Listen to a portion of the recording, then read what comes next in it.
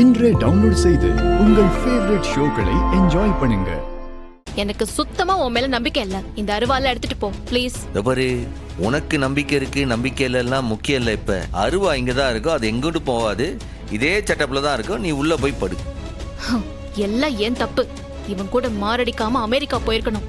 திரும்ப வந்தம் பாரு, அது நான் செஞ்ச தப்பு தான். அதுக்கு நீ பாஸ்போர்ட் தொலைக்காம இருந்திருக்கன. வேணும்ட்டு தானே பாஸ்போர்ட் தொலைச்ச.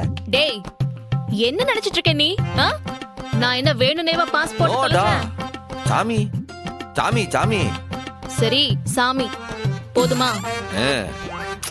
இது பாரு, தயவு செஞ்சு நம்ம குடும்ப நிலைமையை நினைச்சு பாரு. இசக்கி கன்சீவா இருக்கான். இன்னும் 7 மாசத்துல குழந்தை வந்துரும். வீரா இப்பதான் வேலைக்கு சேர்ந்திருக்கான். அதுவும் போலீஸ் வேலை. பத்தாத குறைக்கே நம்ம ரத்னா இப்பதான் அவளுக்கு பொருத்தமானவனா நல்லவனா ஒரு மாப்பிள்ள கிடைச்சிருக்கான். அவனுக்கும் ரத்னாவுக்கும் கல்யாணம் பண்ணி வைக்கணும். அப்புறம் நம்ம கனிஜாமி அதைய நல்லபடியா படிக்க வைக்கணும், பெரிய பாட்டுக்காரி ஆக்கணும், அதுக்கு ஒரு வாழ்க்கை ஏற்படுத்தி கொடுக்கணும். அதெல்லாம் அப்படியே இருக்கலாம். இது எல்லாத்தையும் யாரா செஞ்சு வைக்கணும்?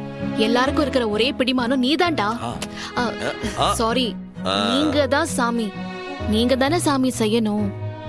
நீங்களே இப்படி பண்ணலாமா? நான் தான் ஒண்ணுமே பண்ணலையே ஜாமி.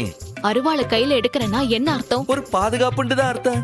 உண்மையான அர்த்தம் எனக்கு தெரியாதுன்னு நினைக்கிறியா? வேணா சாமி, போலீஸ்ல நாம கேஸ் கொடுத்தாச்சு. தப்பு பண்ணவங்கள போலீஸ் பாத்துக்கும். முத்துப்பாண்டி எமோஷனலா இதுல சம்பந்தப்பட்டிருக்கான். அவன் பாத்துப்பான். இதுல நீ பழி வாங்குறன்னு ஏதாவது பண்ணிடாதடா. சாரி, எதுவும் பண்ணாதீங்க சாமி ப்ளீஸ்.